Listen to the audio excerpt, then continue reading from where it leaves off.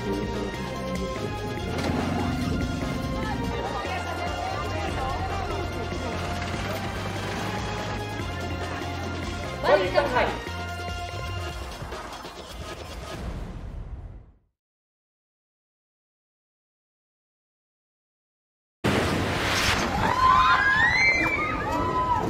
Nagsigawan ang mga pasahero ng bus na yan sa Bilar, Bohol nito pong Lunes.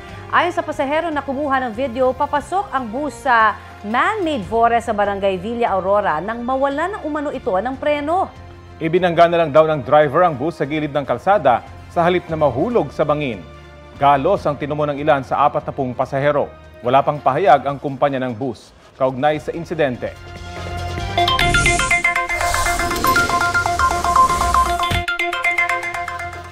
Dagdag bawas ang inaasahang galaw sa presyo ng mga produktong petrolyo sa susunod na linggo. Matapos ang 4 na linggo, posibleng maputol na ang serye ng rollback sa diesel at kerosene. Sa pagtataya po ng Oil Industry Management Bureau ng Department of Energy, batay po yan sa 4-day trading, posibleng tumaas ang kada litro ng diesel ng 20 centavos. Kung may rollback man, baka hanggang 10 centavos lamang. Inaasahan namang rollback pa rin sa gasolina mula 20 centavos hanggang 45 centavos. Dagdag presyo naman ang makikita para sa kerosene mula 10 hanggang 20 centavos. Posible pa yang magbago batay sa pagtatapos ng trading ngayong pong araw ng Biyernes.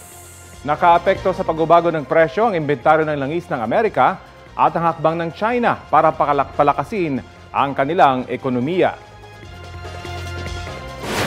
Nakabalik na sa Subic, Zambales ang 4 na bangkang kasama sa civilian mission ng atin ito sa West Philippine Sea. Sabay na dumaong sa Subic Fish Port sa Zambales ang FB Patty at FB John bandang hating gabi. Pasado 1:00 ng madaling araw naman dumating ang 2 iba pa. Ayon sa atin ito, mahigit 100 bangkang lumahok sa misyon. Bukod sa paglalagay ng boya, namigay rin sila ng mga pagkain at langis sa mga mangingisda roon. Ayon sa grupo, itinuturing nilang matagumpay ang kanilang misyon. Nakapagbigay ayuda kasi sila sa mahigit 140 mangingisda. Sa kabila ng pagumasid ng ilang barko ng China Coast Guard. Sabi ni PCG spokesperson for the West Philippine Sea, Commodore J. Tariela, paranoid o labis na nag-aalala ang China sa pag-deploy nito ng anyay overkill na puwersa ng China Coast Guard para sa civilian mission. Anya, yun daw ang pinakamaraming deployment ng Coast Guard vessels. Iginiit ng Chinese Foreign Ministry na totoo ang impormasyong inilabas ng Chinese Embassy tungkol po sa mga umano'y kasunduan para ma-resolve ang issue sa West Philippine Sea. Ayon sa tagapagsalita ng Chinese Foreign Ministry na si Wang Wenbin, parehong may malinaw na timeline at may kaukulang ebidensya ang anilay Gentleman's Agreement at New Model. Sagot nila yan sa naunang anunsyo ng Department of Foreign Affairs na iimbestigahan nito ang mga iligal na gawain ng mga foreign diplomat. Kasunod din po ito ng ilang ulat na may recording umano ang Chinese Embassy ng phone call ng isang Pilipinong military official at isang Chinese diplomat tungkol sa paghawak ng sitwasyon sa Ayungin Shoal. Noong May 4, iginiit ng embahada na nagkasundo ang AFP Western Command at China tungkol sa New Model at sinabing may detalyadong record sila ng lahat ng napag-usapan kaugnay niyan. Hindi naman nila nilinaw kung anong records ang mayroon sila. Sinusubukan pa rin po ng GMA Integrated News na kunin ang kanilang pahayag sa umano'y recording ng phone call. Itinanggi na ng AFP, Department of National Defense at iba pang national security agencies na may mga ganyang kasunduan sa China.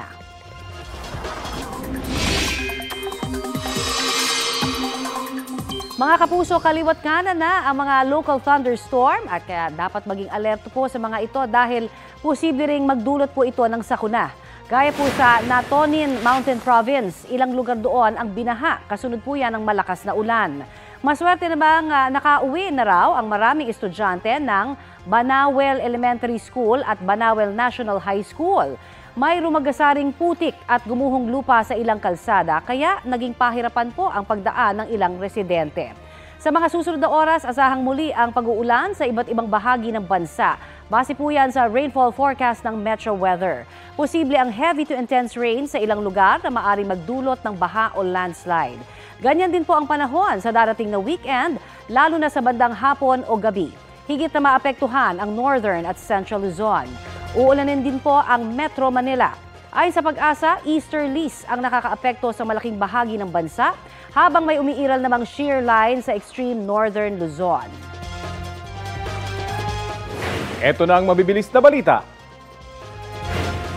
Patay ang may-ari ng isang security agency sa Camarin, Caloocan matapos barilin ng salarin na nagpanggap daw na aplikanteng naghahanap ng trabaho. Nagtamo ng 2 tama ng bala sa ulo ang biktima. Bago ang insidente, nakita pang suspect na nakasakay sa motorsiklong walang plaka papunta sa security agency. Iniimbestigahan pa ng pulisya ang motibo sa krimen. Arestado ang isang babaeng nagbebenta umano ng iligal na droga sa Quezon City. Nasabat mula sa suspect ang nasa 100 gramo ng umano'y shabu na may halagang 680,000 pesos. Naaresto na rin daw noong 2018 ang suspect dahil din sa iligal na droga. Ayon sa suspect, ipinakisuyo lang ng kaibigan niya ang paper bag na may laman umanong beauty products. Mahaharap siya sa reklamong paglabag sa Comprehensive Dangerous Drugs Act. Sinintensyahan ng Taguig Regional Trial Court ng hanggang 40 taong pagkakakulong si Ominta Romato Maute para sa terrorism financing. Si Ominta ang nanay ng magkapatid na Omar at Abdullah Maute, mga leader ng Maute Group na responsable sa ilang pag-atake sa Llano del Sur, kabilang ang Marawi Siege noong 2017. Ayon sa korte, may tuturing na terrorism financing ang pagpapagamit ni Umita sa kanyang sasakyan kina Omar, Abdullah at 3 pang miyembro ng Maute Group noong July 2016. Na-recover ng gobyerno ang nasabing sasakyan na may mga gamit para gumawa ng improvised explosive device. Bukod sa pagkakakulong, pinagmumulta rin ng korte si Uminta ng 500,000 pesos. June 2017, kasagsagan ng Marawi Siege nang maaresto si Uminta at iba pang hinihinalang miyembro ng Maute Group. Hindi raw bubuwagin ng pamahalaan ang National Task Force to End Local Communist Armed Conflict o NTF-ELCAC, sabi ni Pangulong Bongbong Marcos. Wala namang dahilan kung bakit natin tatanggalin yan. Ang sinasabi dahil mayroon daw red tagging na ginagawa. Hindi naman gobyerno gumagawa nun eh. Quite the opposite. Yung pinakamabilis na sagot dyan, no, hindi namin i-abolish ang NTF-ELCAC. Dagdag ng Pangulo, malaki ang naitulong ng NTF-ELCAC para mabawasan ang internal security threat sa Pilipinas. Kung hindi na raw sila kailangan, tsaka lang pag-iisipan na tanggalin ito. Sa ngayon, tinatapos pa raw ng NTF-ELCAC ang pamimigay ng tulong sa mga rebeldeng nagbalik loob sa pamahalaan. Nitong mga nakaraang linggo, nanawagan ang ilang grupo at organisasyon, kabilang po ang Human Rights Watch na buwagin ang NTF-ELCAC. Kasunod po yan ang deklarasyon ng Korte Suprema na pagbabanta sa buhay, kalayaan at seguridad ng tao ang red tagging na dati nang inaakusa sa task force. Buena manong chika mga mare at pare, kapuso at kapamilya unite. May upcoming collaboration ng GMA Pictures at Star Cinema.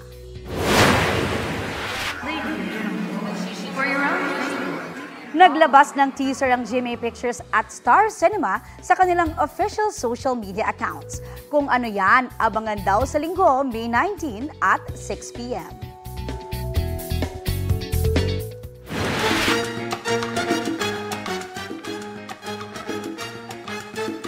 Kumasa na rin sa Marimar Challenge ng online creator na si Christian Antolin. Have sa mga netizen at ka-alien ang Marimar ni Christian. Nagabi-gabing napapanood sa GMA Prime series na may guardian alien bilang si Sputnik. Kasama niya riyan syempre ang primetime queen at Marimar star na si Marian Rivera. Kayo ba kakasaba sa Marimar Challenge? Suportado ni Pangulong Bongbong Marcos ang isinagawang investigasyon ng Senado ukol sa tunay na pagkakakilanlan ni Bamban Tarlac Mayor Alice Go. Paano siya tumakbo ng mayor? Dahil marami, kilala ko lahat ng mga tiga-Tarlac na politiko eh. Walang may kilala sa kanya. Kaya nagtataka kami kung saan nanggaling ito, bakit ganito ito, hindi namin malaman. Kaya kailangan talagang imbestigahan. Ayon sa Pangulo, pati siya ay napapaisip sa tunay na pagkatao ng alkalde. Kontrobersyal ngayon ang citizenship at family background ni Mayor Go matapos madawit ang pangalan niya sa sinalakay na Pogo Hub sa Tarlac noong Marso. Una nang iginiit ni Mayor Go na siya ay isang Filipino citizen. Pilipina raw ang kanyang nanay habang Chinese national naman ang kanyang tatay. Mabibilis na balita po tayo. Natagpuan sa loob ng isang icebox ang bangkay ng isang babae sa 13 Martires, Cavite. Batay sa investigasyon, pinuntahan ng biktima ang kapitbahay para singilin ng utang na 50,000 pesos. Nagtalo sila at napatay sa sakalang biktima bago isinilid sa icebox. Tumakas ang sospek at kalaunay tinawagan ng misis para umamin sa krimen. Naaresto ang sospek sa Pasay. Hindi siya nagbigay ng komento. Hustisya ang hiling ng asawa ng biktima. Sumuko sa NBI si Ferdinand Guerrero na kabilang sa mga hinatulang guilty sa kasong serious illegal detention for ransom na isinampa ng aktor na si Vong Navarro. Nauna nang nakulong ang mga kasama niyang sina Denise Cornejo, Cedric Lee at Simeon Ras. Pasado 1:00 ng hapon kahapon ang sunduin ng NBI si Guerrero sa Makati City. Hinatulan sila ng reclusion perpetua o 40 taong pagkakakulong. Ayon kay Guerrero, minabuti niyang sumuko habang inaapela ang kanyang kaso.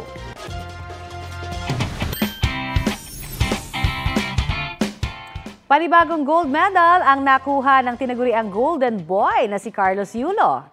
Para po yan sa individual all-around event ng 2024 Men's Artistic Gymnastics Union Asian Championship sa Tashkent, Uzbekistan.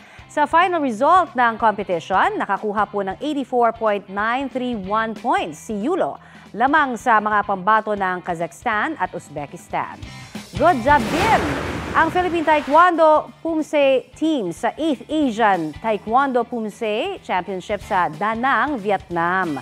Wagi ng gold sa mixed freestyle team category ang 5-member team nina Darius Venerable, Kobe Macario, Juvenal Crisostomo, Zaika Santiago at Stella Yape.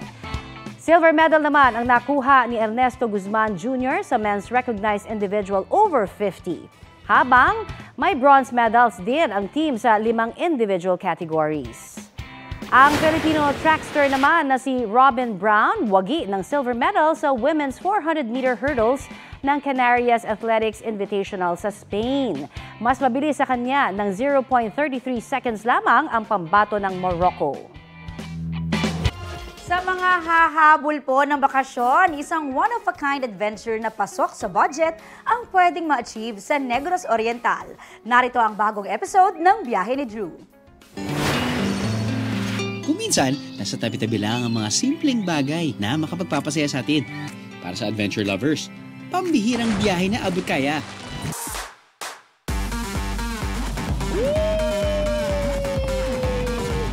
If you're around this region, I think I have to say, ito yung isa sa mga locations or yung experiences na kailangan yung ma-experience. Sinabi nila na may treasure, may laman daw yung mga butas. Totoo nga bang may kayamanan sa falls na ito? Mga instrumentong ginagaya ang mga tunog na naririnig sa paligid. Dapat ganito. Pwedeng ba yan? Sige, sige.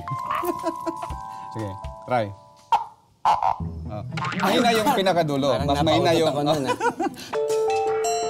Pieros, anong gagawin niyo kung makakita kayo ng sandamakmak na paggalagalang unggoy?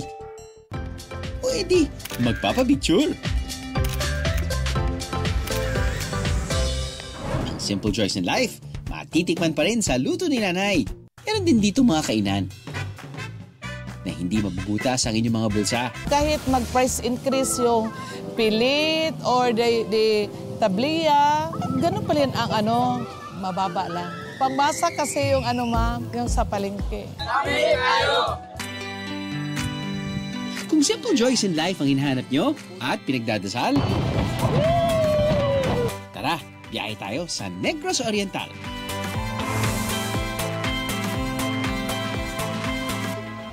Ramdam nyo na po ba ang pagtaas ng electric bill ninyo? Abay, pag-usapan na natin yan. Kasama po si ERC Commissioner Catherine Maceda. Magandang umaga at welcome po sa Balitang Hali, ma'am. Magandang tanghali po. Ay, umaga pa pala, no? Opo. Miss Connie. Opo. Tuloy na ho ba itong 10 centavos per kilowatt hour na posibleng dagdag daw sa transmission charge o posible pa ba itong bumaba? Sa transmission charge po, yan po ay napapasailalim po nung tinatawag namin na rate reset sa ngayon. Hindi pa po nakakapag-adapt ng final na determination ang komisyon. The process is still ongoing. Kung magkano po yung i-allow namin na isisingilin ng ating transmission network provider for what we call the fourth regulatory period. Ito po inaasahan naman namin lalabas ang desisyon namin po mga bandang katapusan ng June up to July po. Okay, pero pataas, pababa? Well, we are hoping po na bababa kasi po good. tinitignan po natin dito yung tinatawag namin na weighted average cost of capital. Opo. Na kung saan yung i-apply po ng ERC ay mas mababa po kumpara nung nakaraang panahon. Pero dapat po natin tandaan, lahat po kasi tinitingnan dyan, pati yung mga bagong mga capital expenditures nila na ginastos, may mga nadagdag bang proyekto o wala. So lahat po yan titignan. Okay, abangan po namin yan at ipagdadasal na bumaba. Pero ano naman po yung masasabi po ninyo dun sa inaaral daw na alternatibo naman ng ilang electric cooperatives na payagan na yung installment sa pagbabayad po ng electric bill? Yes, ma'am. Actually po, ang lalo't napapanahon po kasi ngayon dahil nagtataasan po yung singil sa kuryente nitong mga nakaraang mga linggo po, dahil sa yellow and red alert. Ang ERC po, sinabihan na rin po yung mga electric cooperatives, mga distribution utilities, na maghinay-hinay po doon po sa pagpuputol, paniningil, kasi nga po biglaan po itong pagtataas na ito. Now, yung mga electric cooperatives naman po, very positive din naman po na nire-receive itong mga panukala na to ng ERC. Siyempre po, kami naman po ay paaalalahanan sila parati na don't be too fast on the draw kasi sa ating Magna Carta for Residential Consumers, hindi po sila bastang pwedeng magputol-putol na lang ng mga supply ng kuryente. May notification period po na kinakailangan din. Okay. Maraming pong salamat, ma'am, sa inyo pong oras na binigay sa amin dito sa Balitang Hali. Salamat po, Miss Connie. Salamat po. Maraming salamat din po. Yan po si ERC Commissioner Catherine Maceda. Isinusulong po ngayon sa Kamara ang panukalang magkaroon po ng daycare center para sa mga senior citizens. Kung magiging batas ang House Bill 10362, magtatayo po ng mga senior citizen daycare center sa kada barangay. Sa pasilidad, may mga programa dapat para sa paglilibang, educational, health at social-cultural services. Ayon sa panukalang batas, magmumula sa mga local government units ang budget. Pwede rin daw tumanggap ng donasyon ang mga center. Ito naman, edukasyon talaga. Diba yung sinasabing tanging yaman na maibibigay daw ng isang magulang sa kanilang mga anak. Agree ako dyan, Mari. Kaya to the highest level na lang ang tuwa at pagiging proud nila na makatapos tayo sa pag-aaral. Gaya na lang ng proud movement o moment na isang tricycle driver sa Balanga, Bataan. Ito nga, ang kwento po ni Tatay Froilan Manrique. Ayun, nakapasa sa 2024 Nursing Board Exam ang kanilang unika iha na si Lair. Kaya nito pong Miyerkules, naisipan niyang magpalibreng sakay bilang pasasalamat sa blessing na natanggap. Sa mga hindi po nakaabot sa libreng sakay ni Tatay, don't worry po dahil itutuloy niya raw yan ngayong araw. Coding daw kasi kahapon. Ayun naman. Kwento ni Tatay Froilan, hatid sundo niya ang kanyang anak mula elementary. Para maitaguyod ang pamilya, naging delivery rider din siya noong COVID-19 pandemic. Saludo kami sa iyo, Tatay Froilan. Kahanga-hanga ang inyong Good job! Happy weekend po sa ating lahat. Ito po ang Balitang Hali at bahagi po kami ng mas malaking misyon. Ako po si Connie Season. Rafi Tima po. Kasama niyo rin po ako, Aubrey Carampel. Para sa mas malawak na paglilingkod sa bayan. Mula sa GMA Integrated News, ang News Authority ng Filipino.